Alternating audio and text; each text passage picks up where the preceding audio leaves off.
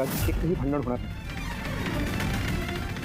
Actor असावा तर आपल्यासारखा घुसायचं डायरेक्ट भूमिकेत.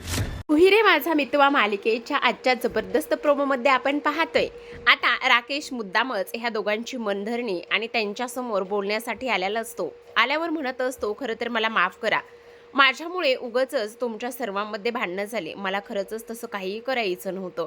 त्यावर आता अर्णव आणि ईश्वरी म्हणत असतात, हे बघा, तुमचा ह्या सर्वांशी काही संबंध नाही, तुम्ही माफी मागू नका. त्याच वेळेला राकेश दरवाजापाशी जाऊन उभा राहतो आणि म्हणत असतो, खरं तर ॲक्ट तर असावा तर अगदी माझ्यासारखा, म्हणजे घुसायचं तर डिरेक्टली इथे भूमिकेतच घुसायचं.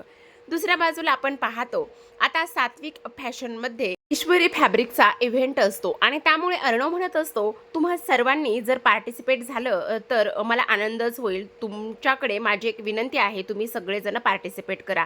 आजींनी स्पष्टपणे सांगितलेलं असतं, जर ईश्वरी फॅब्रिक हे नाव बदलणार असल्यास तरच आम्ही पार्टिसिपेट करू.